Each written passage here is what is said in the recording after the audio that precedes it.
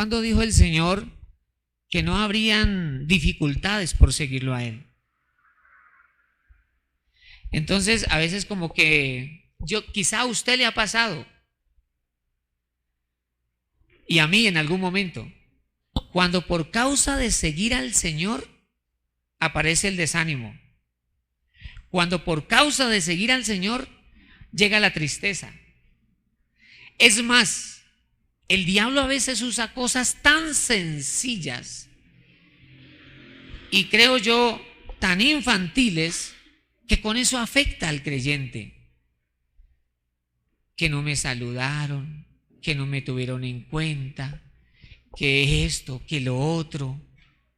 Y cuando nosotros miramos la iglesia del primer siglo, vemos que fue una iglesia que le tocó superar muchas dificultades y había un alto grado de persecución. No recuerdo en qué país se empezó a levantar una persecución contra la iglesia y entonces hubo una gran reunión de pastores para orar y pedirle a Dios que cesara la persecución.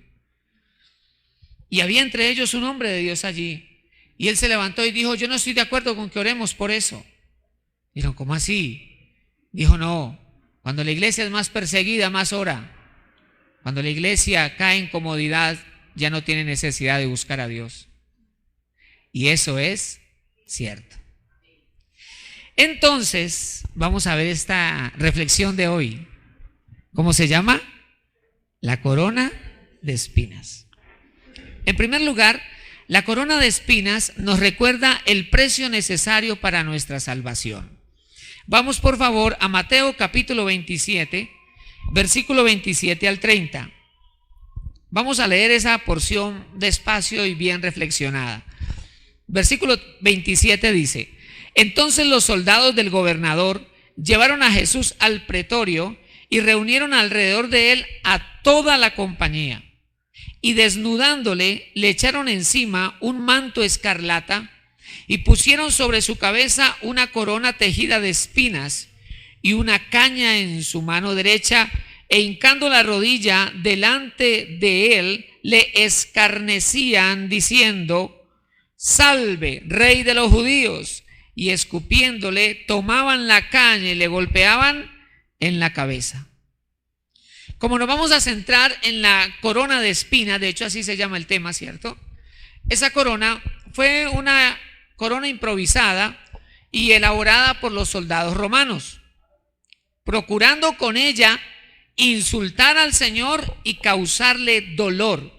Ahora, los soldados romanos, dentro de la crucifixión, dentro del proceso de crucifixión, tenían que causarle dolor al reo, porque antes de la crucifixión había tortura. Pero en el caso de Jesús fueron más allá con la tortura, porque a ninguno de los reos les llegaron a poner una corona de espinas. Y esto ya hace la crucifixión del Señor diferente.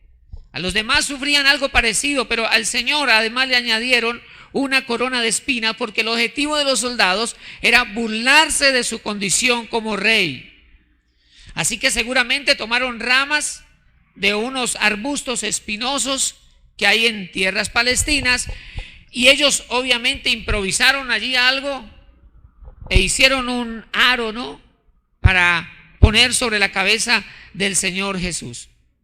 Eran espinas de 2-3 centímetros y el Señor ya ha vivido el dolor de la humillación. La noche anterior lo golpearon, lo abofetearon, lo escupieron, lo humillaron, etcétera.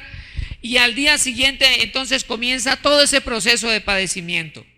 Dolores que el Señor tenía que vivir, dolores inevitables para nuestra salvación.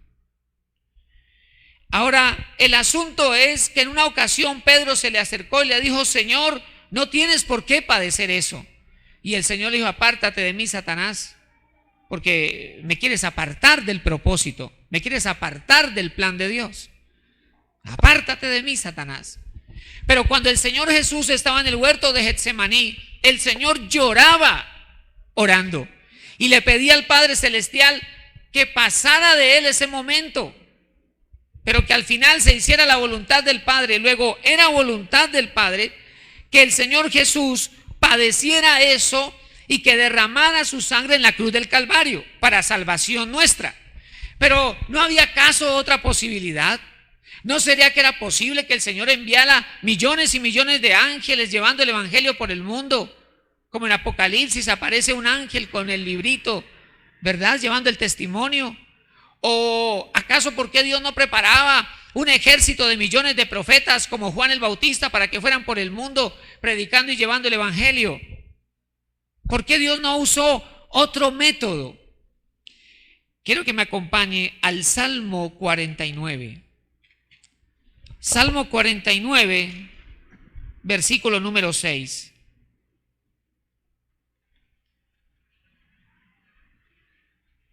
Al 9.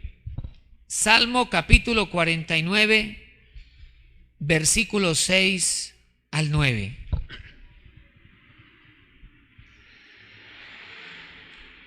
¿Están conmigo?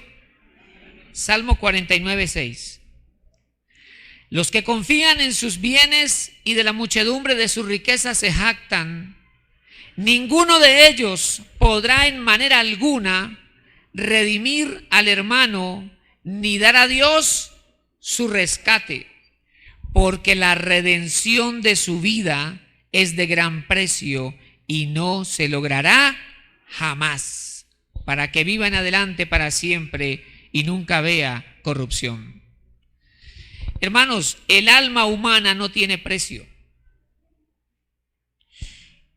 Y no había otra manera de redimir a los hombres, porque está escrito que la paga del pecado es muerte. Así que era necesario que el santo y perfecto muriera por los pecadores. Pero entonces podemos nosotros decir a su vez, ¿por qué tenía que morir de esa manera? ¿Por qué simplemente no los llevaban a la cruz y no tenían que hacerle todo ese proceso de padecimiento, la humillación, la corona de espinas, los azotes, que cargara el madero por las calles de Jerusalén, que tropezara, en fin, que viviera todo eso? Seguramente en ese tiempo había maneras de morir más rápido. ¿Por qué tenía que ser todo ese padecimiento? Porque ese padecimiento era parte del precio a pagar. No hay riquezas ni tesoros que hombre alguno pueda reunir para pagar su salvación. Solamente era posible a través de la sangre de Jesucristo el Señor.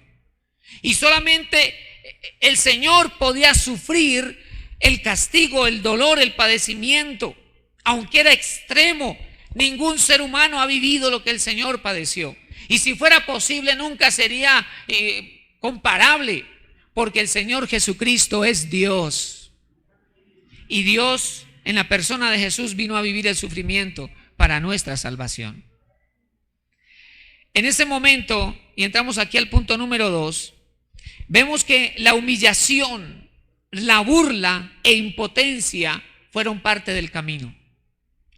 ¿Alguna vez a usted lo han humillado? ¿Alguna vez de usted se han burlado? ¿Alguna vez usted se ha sentido impotente ante la humillación de otro? ¿Ante la dificultad de las circunstancias?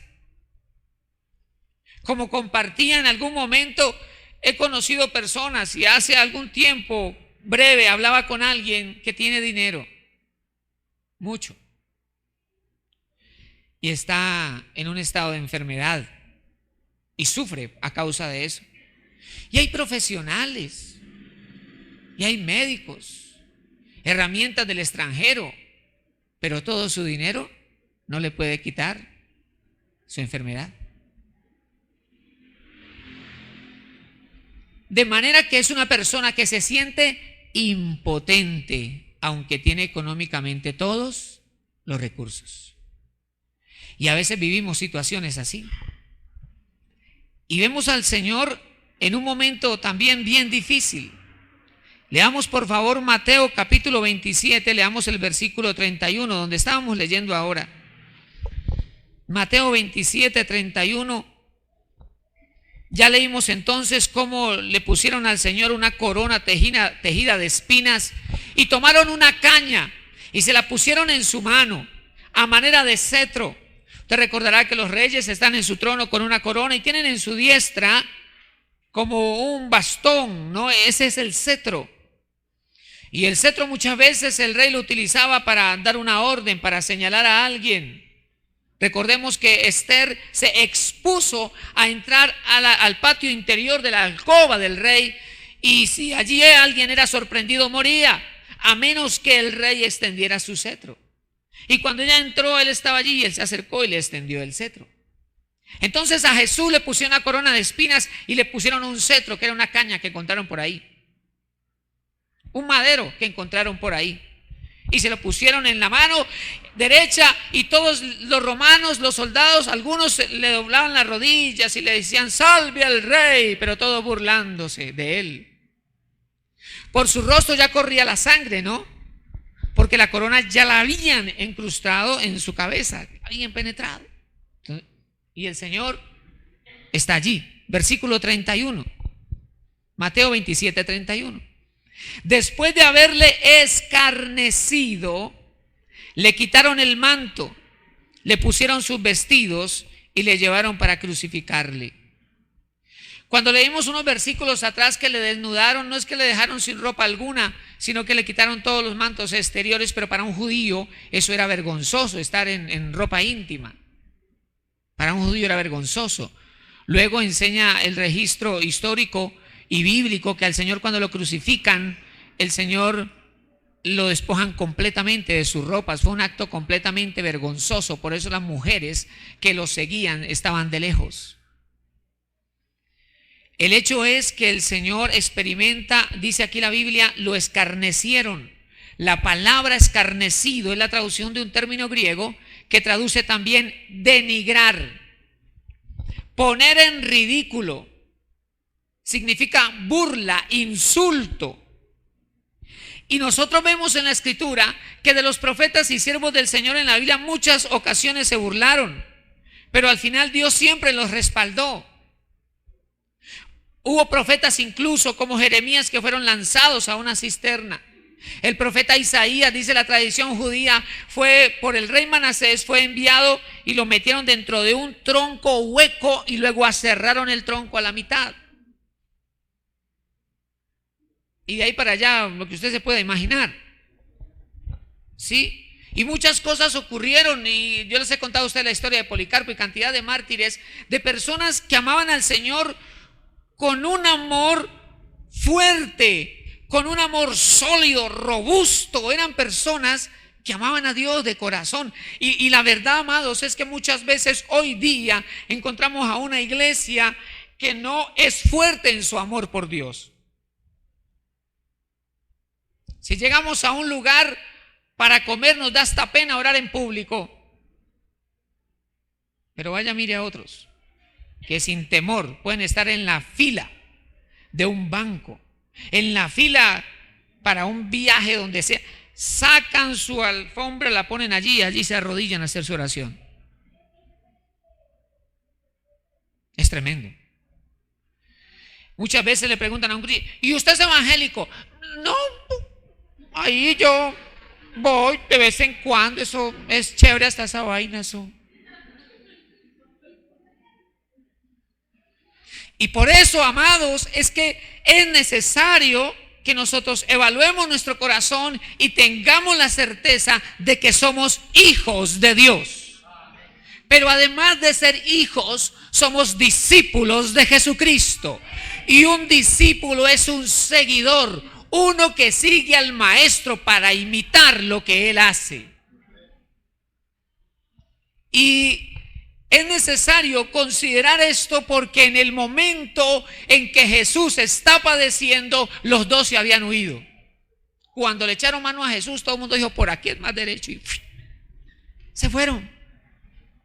Es más, la Escritura nos dice que Pedro los seguía de lejos, pero luego los usó poderosamente, porque Dios es bueno. Dios es bueno. Pero sin duda, los actos del Señor Jesús nos deben inspirar. Así que del Señor se burlaron, lo humillaron, lo pusieron en ridículo. Por nuestro pecado, que eso esté claro, amados hermanos, por nuestro pecado. Ahora, la pregunta es, ¿por qué a veces siendo hijos de Dios experimentamos la humillación? ¿Siendo usted cristiano ha sido humillado? ¿Avergonzado? Vamos por favor al libro de Deuteronomio capítulo 8. Y no necesariamente porque alguien te menosprecie, sino que usted dice, ay caramba, pero es que yo no he podido hacer esto o aquello. Pero ¿por qué no tal cosa? Deuteronomio capítulo 8, versículo número 2. Entonces ubiquémonos en Deuteronomio. El pueblo de Israel está a punto de entrar a la tierra prometida. Deuteronomio. Por eso es el quinto libro. En el libro de Josué es cuando entran a la tierra prometida. Entonces Moisés está enseñándole al pueblo las instrucciones antes de entrar a la tierra prometida, porque Moisés va a morir. Recordemos que él muere en el monte Nebo antes de entrar. Deuteronomio capítulo 8, ¿están conmigo, amados? Versículo 2, le dice el Señor a Israel a través de Moisés: y te acordarás de todo el camino por donde te ha traído Jehová tu Dios estos 40 años en el desierto. ¿Para qué? Para afligirte, pero además para probarte, para saber lo que había en tu corazón. Entonces aquí aprendemos algo. Si hay una herramienta divina para saber lo que hay en nuestro corazón, se llama prueba. En la prueba el cristiano dice: me enojé con Dios, no vuelvo a la iglesia, ya no le sirvo más, no le voy a hablar más, me enojé con Dios. Sí, hay hermanos que el Señor los ayude y no les escuchan. Y yo peleé con Dios. Santo.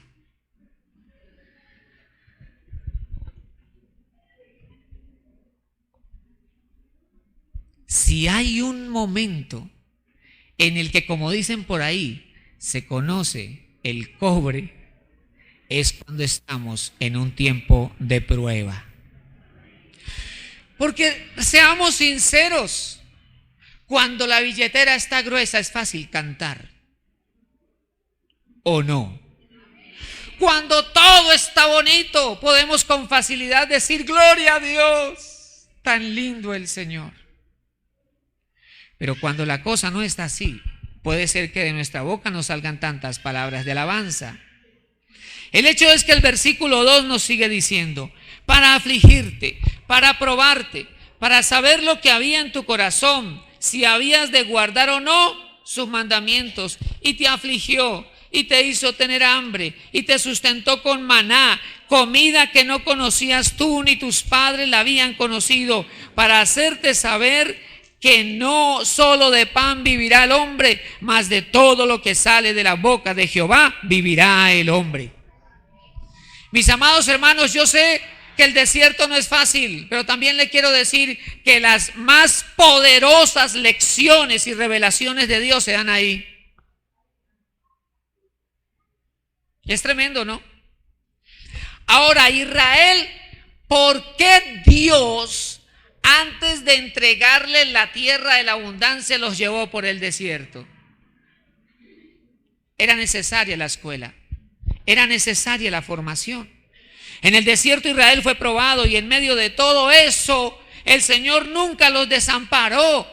Hermanos, ellos cuántas veces fueron rebeldes a Dios, cuántas veces murmuraron contra Dios, pero a pesar de todo el Señor nunca los desamparó.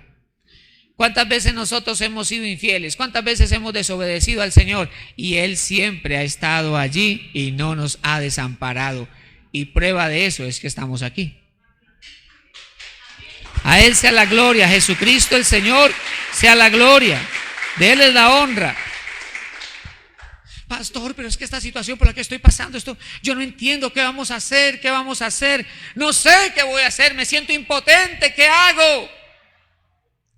En una ocasión, escúcheme, el Señor Jesús estaba predicando y habían venido miles de personas, y de pronto empezó a caer el sol, se estaba acabando el día. Y el Señor vio toda esa multitud de gente y sabía el Señor que tenían hambre, que no había comida. Así que dice la Escritura que miró a Felipe, uno de los 12, Y le dijo: Felipe, ¿de dónde compraremos pan para que coman estos? Y entonces Felipe se puso a hacer cuentas. 25 son 5,000, con la esposa son 10,000 y niños, no, pues es que hay familias hasta de 10, no, esto. Pero la Biblia dice, esto decía para probarle, porque Jesús sabía lo que había de hacer. Así que el Señor sabe muy bien qué debe hacer. Muchas veces Él se queda callado, incluso quieto, porque está esperando para ver tú cómo reaccionas, tú qué decides, tú qué hablas, tú qué haces, para probarte y saber lo que hay en tu corazón. Pero Dios, ¿por qué no me responde? Está callado, a ver usted qué va a hacer. Pues ahora no vuelvo a la iglesia. No, hermano, no pasaste la prueba.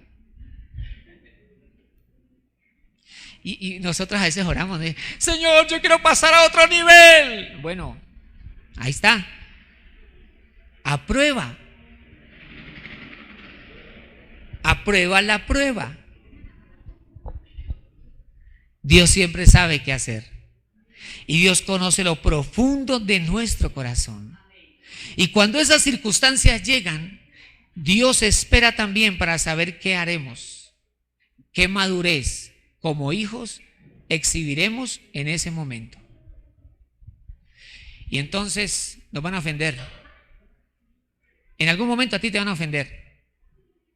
Si usted trabaja haciendo algún producto, no faltará quien llega: ¡ay, hijo tan feo! Eso lo hizo usted. ¡Ay, hijo! Pues a mí no me gusta. No quisiera, ¿no? Como sacar el chipote chillón y ponérselos en la cabeza. O de pronto usted hace un trabajo y se esmera por hacerlo y llega alguien, ¿y si hicieron algo? Pues eso está igual, ¿cierto? O algo en su oficio como profesional o como empresario, qué sé yo, no falta, no falta. Y cuando te ofenden, ¿no? Y como que te abren los ojos, ¿cómo reaccionamos cuando llega el momento de la ofensa, de la humillación o de la burla? ¿Saben qué me sorprende de Jesús? Que el Señor sabía que eso era parte del precio a pagar y Jesús soportó todo eso. Tremendo, ¿no? Tremendo es. Vamos a desarrollar ahora el tercer punto. La corona de espinas representa un proceso con límites. Ya me explico. La corona de espinas representa un proceso con límites. Vamos por favor al Evangelio de Juan, capítulo 19.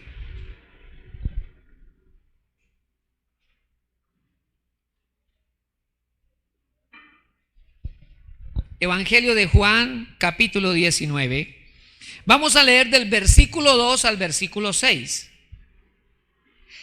Juan 19, 2. Y aquí vamos a mirar unos detalles adicionales.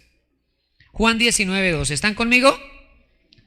Juan capítulo 19, versículo número 2. Y los soldados entretejieron una corona de espinas y la pusieron sobre su cabeza y le vistieron con un manto de púrpura. Recuerde que era el manto o el color usado por los reyes. Ellos se están burlando de Jesús. Versículo 3. Y le decían: salve, rey de los judíos, y le daban de bofetadas.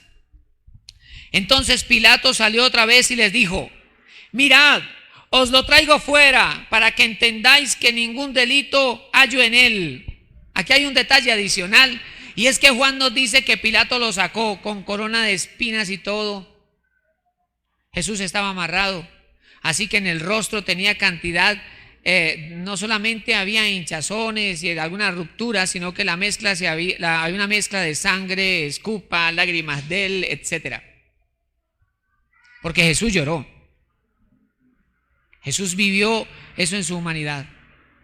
Y había una mezcla de todo eso en su rostro. Y llega Pilato y lo manda a sacar delante de toda esa gente. Y Jerusalén estaba allí. Qué humillación en público, ¿cierto, hermanos? Qué humillación en público tan tremenda. Y a veces yo creo que nos duele más una humillación en público que una humillación en privado. Aunque las dos son iguales, ¿no? Porque son humillaciones, pero en público, ¿no? ¿Y cómo se le ocurre hacer eso en público? ¿Sí o no? A Jesús lo sacaron en público. Y Jesús, ay, bendito Señor, sale ensangrentado. Él con todo poder, Jesús con solo abrir su boca, había una legión de ángeles volviendo nada a los soldados romanos. Pero Jesús callado, soportando eso por amor a nosotros. Pero ¿qué hacemos nosotros? Yo no me aguanto, que me lo diga en la cara. ¿Cuánto es? ¿Cómo es? Pues, hágame el favor.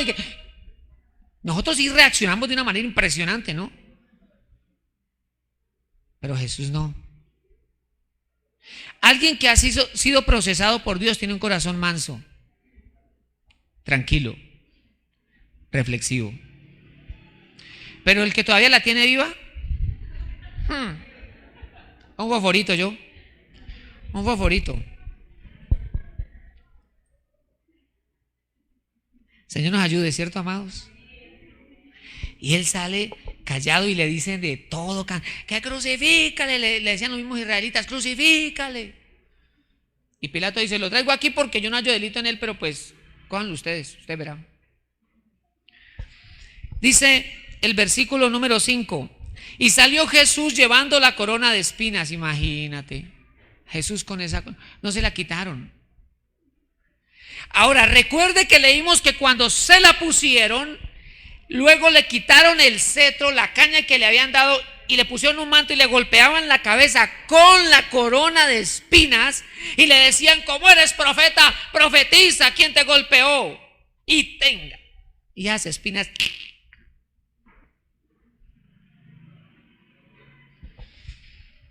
Y luego dice el verso 5 que lo sacaron llevando la corona de espinas y el manto de púrpura.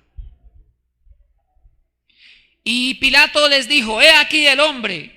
Cuando le vieron los principales sacerdotes y los alguaciles, dieron voces diciendo, crucifícale, crucifícale. Pilato les dijo, tomadle vosotros y crucificadle, porque yo no hallo delito en él.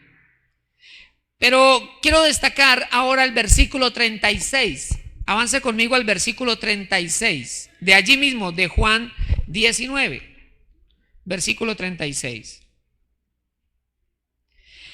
Porque estas cosas sucedieron para que se cumpliese la escritura, no será quebrado hueso suyo. Escúcheme. Y por eso es que le puse a ese punto de que la corona de espinas representa un proceso con límites.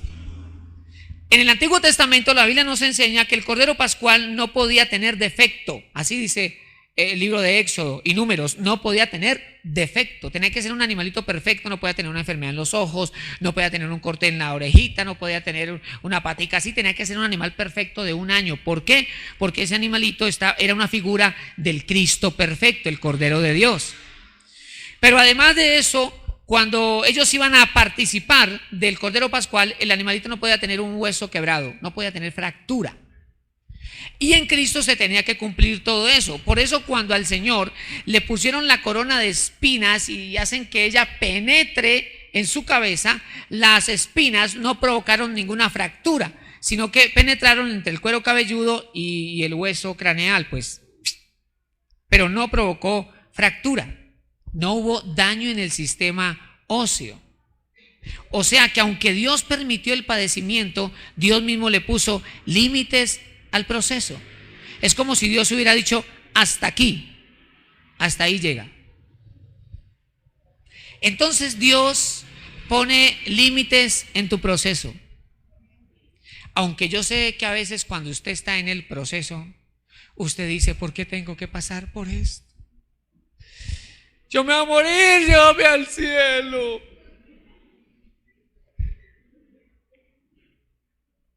Yo siempre les digo, no, porque queremos asegurar el cielo. Llévame al cielo. Pero tenga la seguridad de que Dios le pone límites al proceso contigo. Y no permitirá, escúcheme, no permitirá que tenga usted que vivir más de lo que Él ya ha planeado. Usted me puede decir, uy, pero pastor, es que eso es muy duro. Recuerde que el alfarero aprieta tanto como duro sea el barro. ¿Me hice entender? Cuando usted diga, uy, pero ¿por qué me está pasando esto tan duro? Es porque así de duro es el corazón. Yo les he compartido que una mujer de Dios me hizo reflexionar porque le dije, yo no sé, una profeta, le dije, yo no sé por qué a mí me tocaron dos pastores tan duros al comienzo de mi vida cristiana. Es que eran dos coléricos, hermano. Uy, a mí lo único que me faltó en esa etapa fue la corona de espinas. No, mentiras, pero fue así más o menos. Oiga, dos pastores así, pero los usó Dios, ¿no? Para formarme. Y entonces le dije yo no sé por qué me tocaron dos pastores tan duros en mis inicios. Y me dice, lo que pasa es que el corazón tuyo era muy duro, entonces necesitabas así a esos pastores. Sí, definitivamente. Lo que pasa es que uno no acepta cuando uno le dicen que uno es orgulloso, que uno es soberbio, que uno es rebelde, que uno no acepta eso, ¿cierto que no? A uno no le gusta. No quiere que le digan las cosas bonitas. Sí, ay, usted es una bendición de Dios. Ay, usted, mejor dicho, vea, yo le veo las alas detrás que le salen. Ay, no, usted es una bendición. No, pero también nos tienen que decir que tenemos defectos, que somos mentirosos, engañadores, que a veces somos orgullosos, autosuficientes, que a veces no nos gusta someternos, que a veces somos rebeldes, etc. Como dos amenes, pero eso es así, hermano amado. Las pruebas son tiempos críticos, pero Dios nos pone límites. Dios no permite, incluso si el enemigo se levanta, Dios le pone límites al enemigo. Y recordaba cuando el Señor permitió que Babilonia viniera y oprimiera a Israel y se llevara a su pueblo cautivo. Pero Dios a ese cautiverio le puso límite, le puso tiempo. De hecho, Dios los guardó en medio del cautiverio y les dijo, van a construir casas, van a tener hijos, van a vivir allá y luego los haré retornar a la tierra. A la tierra que les prometí. Quiere decir que Dios nos prueba, pero en la prueba Dios nos guarda. Dios nos prueba, pero en el proceso el Señor pone límites y nos protege. ¿Por qué? Porque además de que somos sus hijos, somos un propósito de Él. Y Él guarda sus propósitos. Cuando usted en el proceso sienta la mayor presión, diga, esto está a punto de pasar. Y entramos aquí al punto número 4. Las tribulaciones y pruebas, esto es bien importante. Eso métalo en su corazón, por favor. Si esto se le queda a usted esta mañana, yo con esto ya estoy feliz. Las tribulaciones y pruebas tienen un diseño temporal y formativo. Recuerde, esa prueba no va a estar toda la vida. Uy, pastor, pero es que llevo ya 40 años. No, hermano, pues es que usted no ha aprobado. Le ponen siempre el examen y con la misma situación. Lleva 40 años en primero, no ha podido pasar a segundo, hermano. Se va a jubilar en ese proceso. Pero por eso escribí así: las tribulaciones y pruebas tienen un diseño, Dios las planeó para que fueran temporales y formativas. Vamos a leer, por favor, segunda carta a los Corintios, capítulo 4. Segunda carta a los Corintios, el capítulo 4, versículos 17 y 18.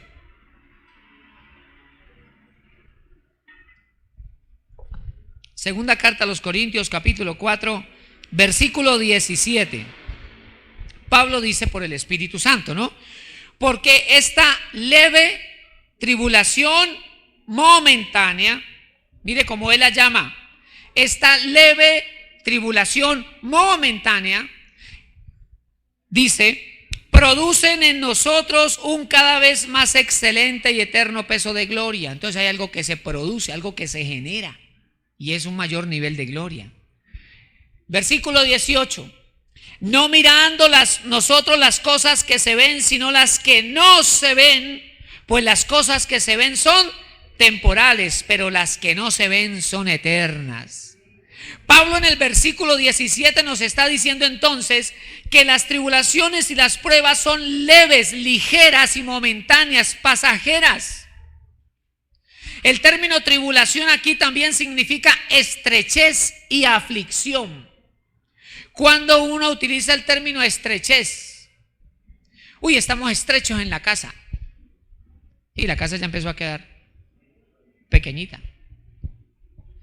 No, estoy en una estrechez, cuando en la billetera no hay sino almanaques. Uf, estoy en una estrechez económica tremenda. ¿Sí? Eso es leve y momentáneo. Ahora, ¿cuándo eso se extiende? Cuando no asimilamos la enseñanza. Y ese momento es leve, es decir, ligero, y es temporal cuando vivimos el versículo 18.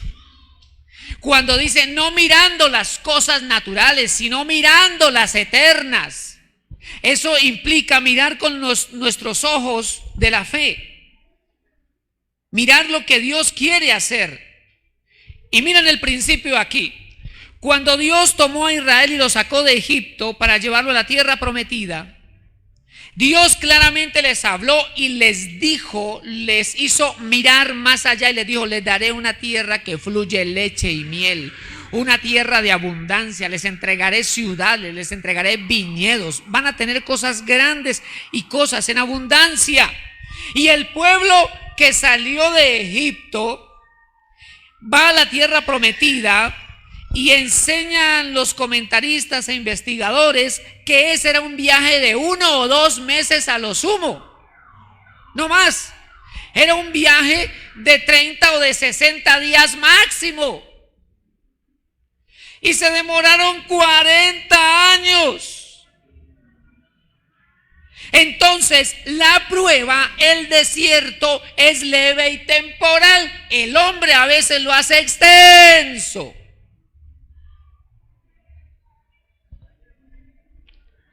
Hermano, hay un silencio, hermano. ¿Por qué? Porque ellos, en vez de mirar las cosas que no se ven, miraban las cosas que se veían. Vea este desierto, no hay agua, no tenemos comida, ese Moisés nos sacó para dejarnos morir en el desierto, ojalá nos devolvamos y que no sé qué y no sé cuánto. Como nosotros a veces, esta familia que me tocó, estos hijos, esta esposa, este esposo, mire ese trabajo, mire esto, mire lo otro.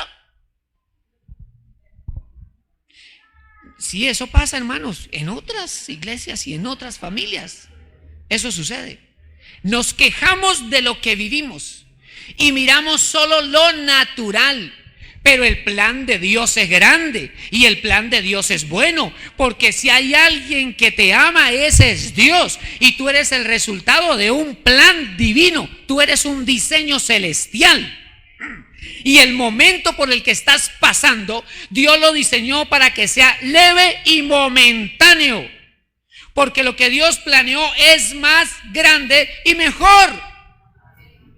Lo que yo tengo que hacer entonces es empezar a cambiar mi perspectiva de vida. No fijar tanto mis ojos en lo natural y en los problemas del momento, sino poder mirar adelante al plan que Dios diseñó para mí. ¿Cuál era la perspectiva apropiada de los israelitas? No mirar las montañas de arena, sino mirar la tierra que había delante, las victorias que iban a lograr. No importa si habían muros inmensos como los de Jericó o gigantes inmensos, no importa, Dios lo había dicho y Dios se los iba a entregar. Si ellos lograban mirar, vamos a vivir en esa tierra, en la tierra que fluye leche y miel, vamos a lograr cosas grandes. Dios nos prometió abundancia sobre abundancia y lo vamos a tener. Yo voy de paso por este desierto, yo voy de paso y hasta disfrutar el desierto. Si cayó maná, gloria a Dios. Yo les digo, la Biblia dice que era hojuelas de maíz con miel, ¿no? Entonces era como cornflakes y listo, hermano, pues preparamos aquí, ordeñamos unas 3 chivas y aquí listo queda el desayuno y leche con cornflakes por la mañana, cornflakes con leche a mediodía y leche con cornflakes por la noche, y vamos a disfrutar y vamos para adelante y armemos esas carpas y sigamos al Señor y el tabernáculo y hagámoslo con pasión, porque es un tiempo, es temporal. Tal vez yo esté pasando por dificultades dificultades ahora, pero yo no puedo soltarme de la mano de Dios ni permitir que de mi boca salga queja o murmuración contra el Señor, sino asimilar el tiempo. El desierto era un espacio para que ellos conocieran a Dios. El desierto era un espacio para que ellos aprendieran a depender de Dios y ver la gloria del Señor, para que no dependieran de una tierra. Dios se las iba a dar, pero ese no era su Dios. Como nuestro Dios no son las cosas materiales, nosotros no vivimos según las cosas del mundo, nosotros caminamos por fe y no por vista. Somos hijos de Dios y nuestros ojos tienen que estar en las cosas eternas, puestos nuestros ojos en las cosas de arriba, las cosas que permanecen para siempre. A Él sea la gloria, a Él sea la gloria. La Biblia enseña que de esos millones que salieron de Egipto, solo 2 tuvieron la perspectiva correcta: Josué y Caleb. Dios dijo que nos iba a entregar esa tierra y Dios nos la va a entregar. Y llegaron a los 80 años, pobrecitos, les tocó chuparse los 40 con nosotros, pero bueno, llegaron a los 80. Llegaron a los 80 ahí y se acercaron, no, a Moisés y expresaron su deseo: entréganos esto. Estamos vigorosos y fuertes y seguimos creyendo que Dios nos va a dar lo que Él nos prometió.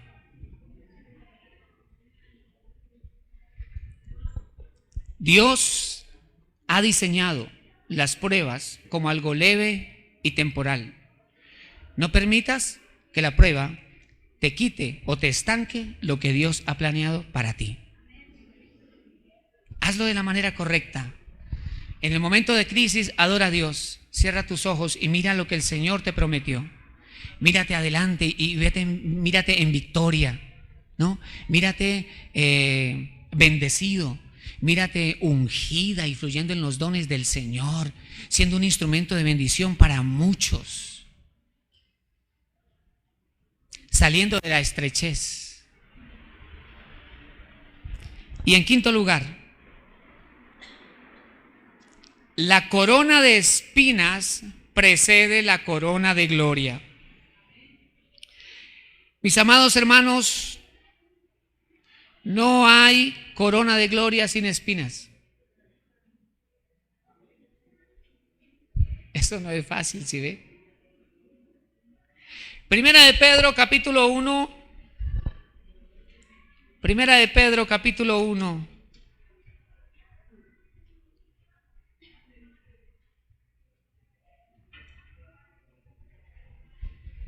Primera de Pedro capítulo 1 versículo 10 y 11.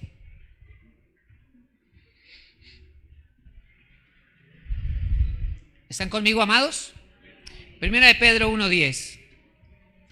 Los profetas que profetizaron de la gracia destinada a vosotros inquirieron y diligentemente indagaron acerca de esta salvación, escudriñando qué persona y qué tiempo indicaba el Espíritu de Cristo que estaba en ellos, el cual anunciaba, el Espíritu Santo anunciaba de antemano los sufrimientos de Cristo y las glorias que vendrían tras ellos. Primero la corona de espinas, luego la corona de gloria. Claro que a nosotros nos gusta la corona de gloria sin corona de espinas. ¿Cierto que sí? Bueno, digamos que hay diferentes gustos. Hay personas que tienen diferentes hobbies, diferentes cosas. Pero en mi caso particular, aunque tuve que ayudar sobre todo a mi hermano mayor, cuando estábamos construyendo la casa y luego la casa de él, pero digamos que una de las cosas que para mí no es fácil asimilar es una etapa de construcción. Por la tierra, por el cemento, por esas cosas, yo le saco el cuerpo a eso. ¿Sí? Entonces yo me pongo a pensar. A uno le gusta la casa terminada, bonita, con este piso, o mejor, amoblada. Entrar y usted ver esa casa amoblada, con los muebles que usted quiere, con esa cama de 2x2 que usted quiere, ¿no? Esa cocina con todas las cosas, ¿no? Mejor dicho, que usted pueda llegar con un control remoto, lavar los platos, acomodar la loza, ¿no? Y todo allí. y un botoncito abajo que dice sirva el almuerzo. Y qué cocina, y usted quisiera todo eso así, ¿no? Y no, feliz. Porque a uno le gustan los finales, a uno le gustan los resultados, no le gustan mucho los procesos. Pero escúcheme lo que le voy a decir. Lo único que va a asegurar que los resultados se mantengan es un buen proceso. Es más, la misma escritura dice: las riquezas que se adquieren deprisa al final no serán bendecidas. Dios nos enseña a nosotros los principios. Y el Señor Jesús, ni siquiera el Señor Jesús fue la excepción a esos principios. Ahora, nosotros no vamos a ir a morir en la cruz por nadie, nosotros no vamos a salvar a nadie, hermano. ¿Sí? Y seguramente no vamos a recibir una corona de espinas. Pero vamos tal vez a vivir etapas en nuestra vida que no van a ser de nuestro agrado, pero que son necesarias para el cumplimiento del plan de Dios en nosotros. Podemos en algunos momentos ser orgullosos y ser altivos, pero cuidémonos del orgullo y de la altivez, cuidémonos de la soberbia, porque Proverbios también dice que antes del quebrantamiento es la soberbia y antes de la caída la altivez de espíritu. Si algo yo veo en el Señor Jesús es que se sometió plenamente a la voluntad del Padre Celestial, y por eso el Señor lo exaltó y le dio un nombre sobre todo nombre. Quiero terminar, hermanos, leyendo segunda carta de Timoteo, capítulo 4. Está unas hojitas hacia atrás, no hacia adelante, sino hacia atrás. Devuélvase un poquito en su Biblia. Segunda carta de Timoteo, capítulo 4. Segunda carta de Timoteo, capítulo 4, versículo 7 y 8. Segunda carta de Timoteo, capítulo 4, versículos 7 y 8. Es lo que Pablo por el Espíritu Santo nos comparte. ¿Están conmigo? Segunda de Timoteo 4, 7. He peleado la buena batalla, he acabado la carrera, he guardado la fe. Por lo demás me está guardada la corona de justicia, la cual me dará el Señor juez justo en aquel día, y no solo a mí, sino también a todos los que aman su venida. Hermanos, nuestro Señor Jesucristo vuelve. Y tal vez tengamos dificultades y obstáculos que superar. Los tiene que vivir el que no tiene a Dios, y los que siguen a Jesucristo el Señor también. Y tenemos que superarlos. Y habrá momentos que no serán muy gratos. Algunos de ellos tal vez serán dolorosos, pero el Señor ha prometido que estará con nosotros todos los días. Y que esas dificultades presentes no son comparables con la gloria venidera que en nosotros habrá de manifestarse.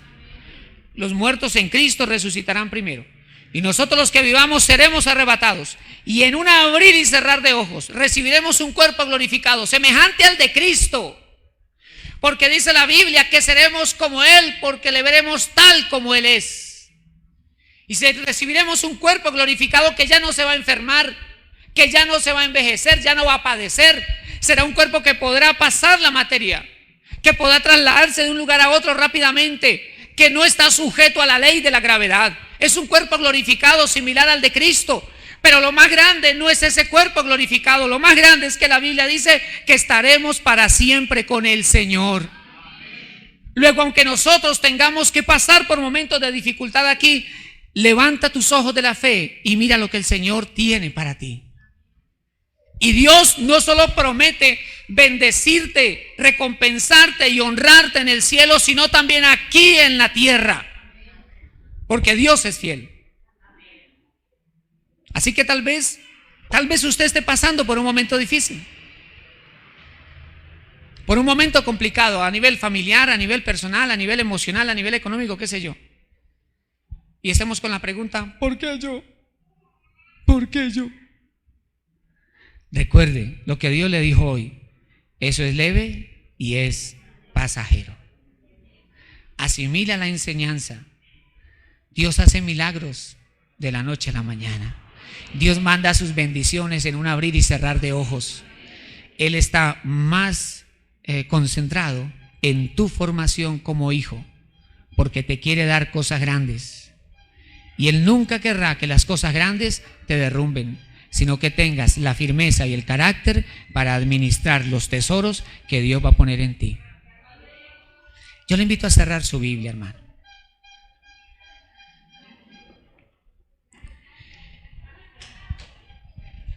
Y yo le voy a invitar a orar en esta mañana para que le pidamos a Dios que nos ayude a asimilar su enseñanza.